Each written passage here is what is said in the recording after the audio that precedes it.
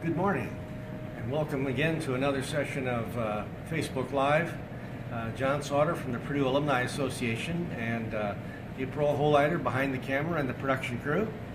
April's dressed as Catwoman today. It's Halloween, so happy Halloween out there. This morning finds us a little chilly outside, so we decided to come inside, and as you can see, we're in the beautiful main floor of the Purdue Memorial Union. In fact, they have the fireplace going. It's nice and warm here.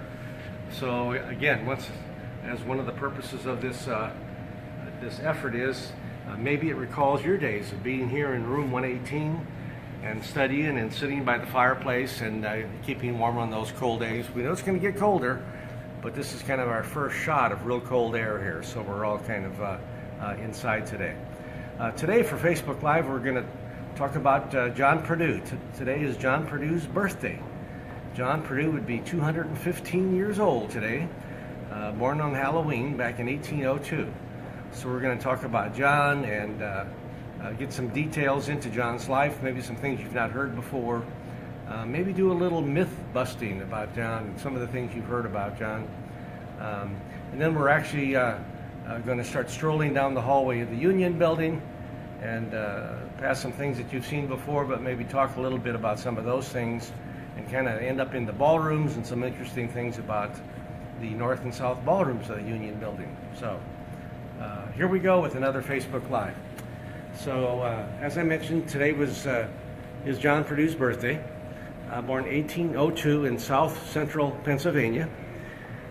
He had 9 sisters, so he picked up a fair share of the portion of the duties around the house, but had an early interest in education and born on a farm and got interested in farming. And that's when he got an interest in education. We're out in the hallway now. I'm out in the hallway, and it's a plaque that features the presidents of Purdue, as long as John Purdue himself right at the top. So you can see John Purdue, founder, 1802 to 1876. And it has a quote about his desire to really leave a lasting legacy relative to education. And so, again, born in south central Pennsylvania 215 years ago today, and he started getting involved with the family business, but then he wanted to do more, and so at an early age, he and the family, they moved to Ohio, where he continued to be involved in education and the farm duties, but also started developing a pretty good business sense of things, and particularly in raising animals, particularly hogs, and very astute at that. And not only that, but his business background kicked in, and he could raise and sell hogs, but he could also sell the neighbors' hogs on a commission. And so he started liking that whole idea, and he really kind of dedicated himself to that. As we're continuing to walk through, we're going to pause. And this is an area, you see the barred windows over here. This used to be the check cashing room. This is the check cashing area where students for many years, when you needed cash, mom and dad would send you a check from home, and this is where you came to cash the check. These days we have a window that isn't used very much, but it's kind of kept there as a reminder of that. But don't you know, we have ATM machines.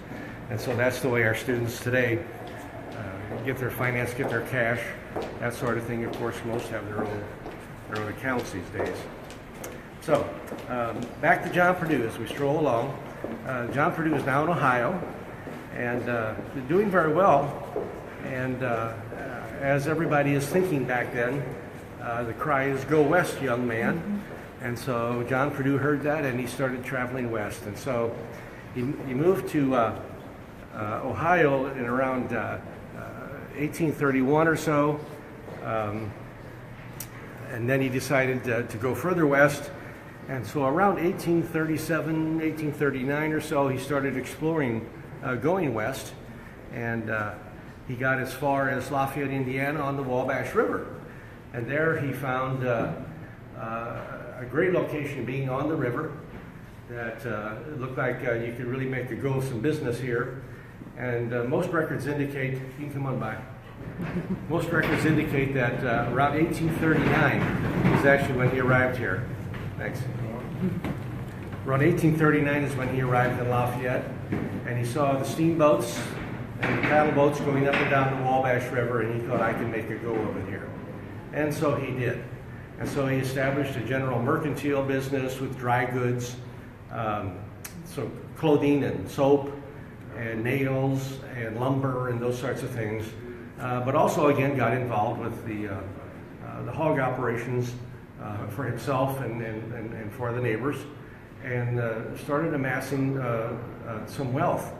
But all the while keeping in mind the university itself and the community surrounding here. So he got quite involved with the Lafayette community and helping to found parks.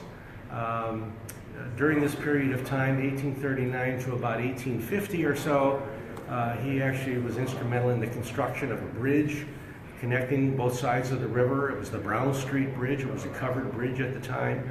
It actually had to have a swinging arm in the middle of the bridge for the steamboats to get past, you know, as they were delivering their merchandise and their passengers and that sort of thing.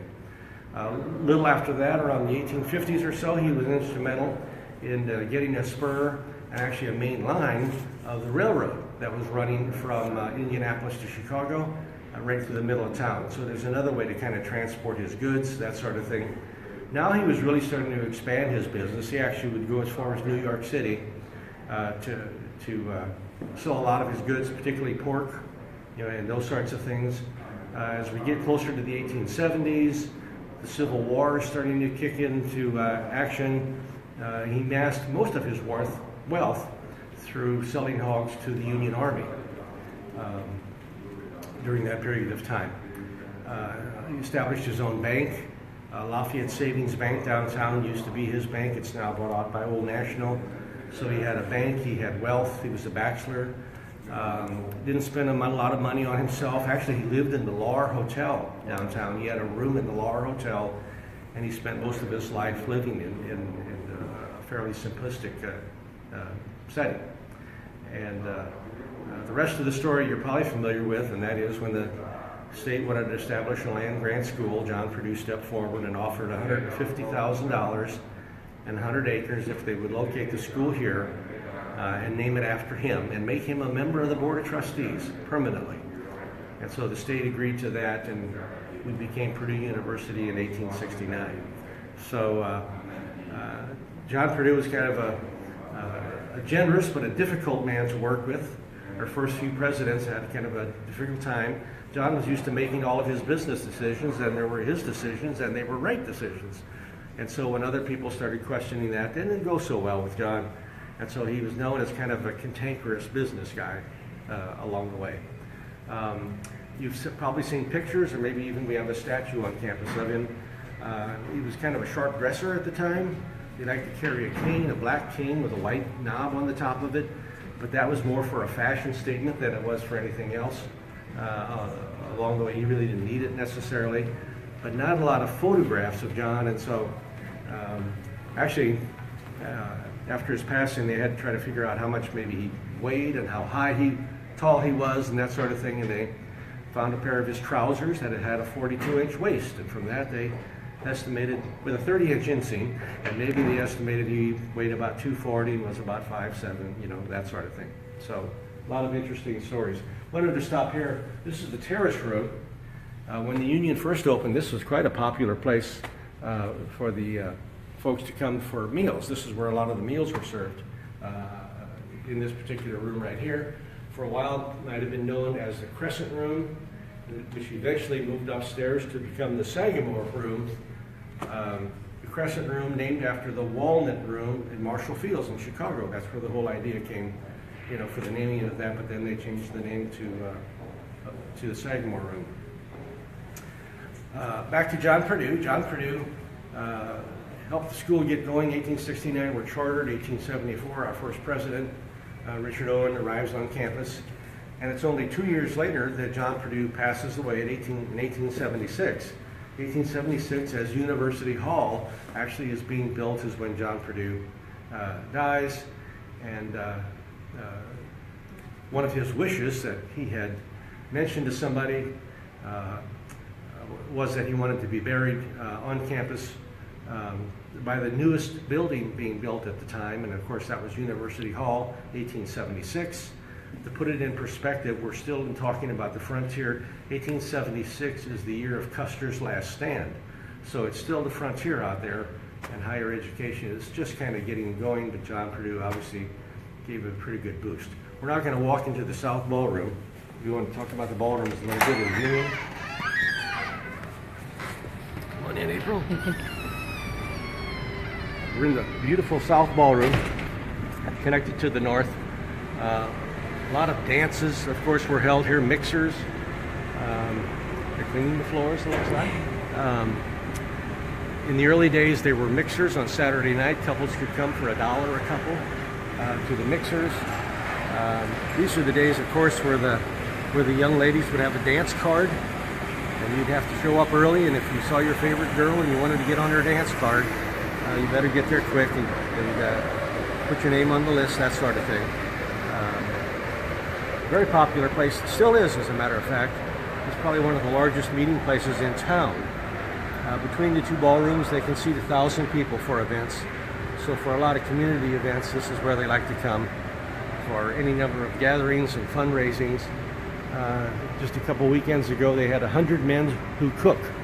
And they had 100 fellas in here who actually in a cook-off is kind of a fundraiser.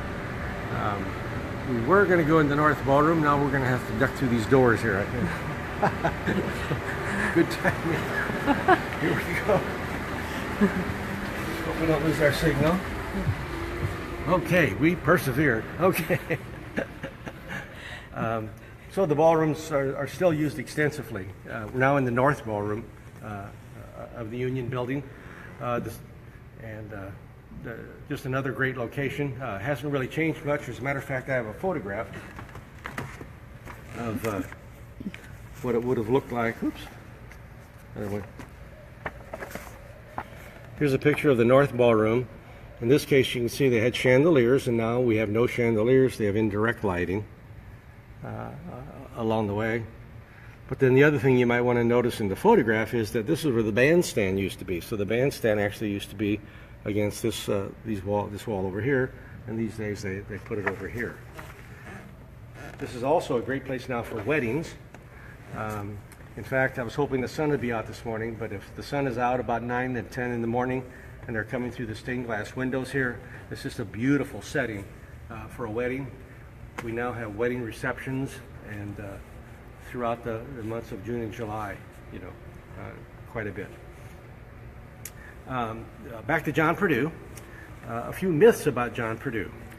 First of all, we have to tell you that John Purdue actually never left a will at all. They could not find any will that he had written. So a lot of the things you've heard about John Purdue that his will said, that's just not the case at all. One of those things is that every building must have red brick in it. We can find no record that was ever said by John Purdue. Red brick was readily available close by, and so that provided a lot of the building materials, for the campus, and it was a consistent look. And the people, the architects involved, Walter Schuller mostly, wanted to have that consistent look. One of the myths was that Cranert, when Henry Cranert gave the money for the Cranert Management School, he wanted limestone, and donors get to have their way, that there was one brick put in the limestone within the building to satisfy the wishes of John Purdue. We've not been able to locate the one brick, and we've not heard much about that. Another myth is that John Purdue actually isn't buried in his grave. Well, yes, he is. He is buried there. That myth involved that students, after getting so excited about some football victories, would come over and dig him up or something. And that's not the case at all either. Another myth is that John Purdue had said that no building can be taller than University Hall when it was built in 1876, and that's not the case. We have some that are a little bit taller also. So, but it's a nice legacy. Those are fun things to be able to think about and talk about. And a lot of those get checked out from time to time, but that's our best guess up to this point. So let me wrap up by telling an interesting story about the North Ballroom. This edition was put on in 1839. It was one of the 5 editions put onto the Union Building. In 1839, again, they're having quite a few dances, and so they wanted to have a special dedication, and so they invited one of the more popular orchestras at the time, and that's Tommy Dorsey. And so Tommy Dorsey was invited to come here to play for that. And that evening, and there's reliable records to show that he was looking for a new singer for the band. And there was this young male singer who had been singing for the Harry James band, and he was wanting to upgrade and come to the bigger, more well-known band of Tommy Dorsey. And so Tommy Dorsey invited this young singer to come here and actually audition with the band as they played in the Union Building. And that young singer was Frank Sinatra. So Frank Sinatra actually sang here in the North Ballroom when they dedicated this facility in 1939. So there you are. That's your Jeopardy fact for the day, and kind of a nice maybe way to conclude our discussion of John Purdue. If you are interested in John Purdue, more about him, there's a terrific book called The Midas of the Wabash, a biography of John Purdue by Bob Kriebel. This is available in the West Lafayette Library, and I suspect it might be online there if you want to be able to check it out. It really gets into a lot of the details of land acquisition and the challenges in leadership, but really presents the personality of John Purdue as he got involved in all these different ventures, and how he was able to make these acquisitions through relationships with people. He worked very hard at this every day, and it really does tell the story very well. So that's it from Halloween on campus. We hope you enjoyed it, and we look forward to another Facebook Live in the future. Hail Purdue.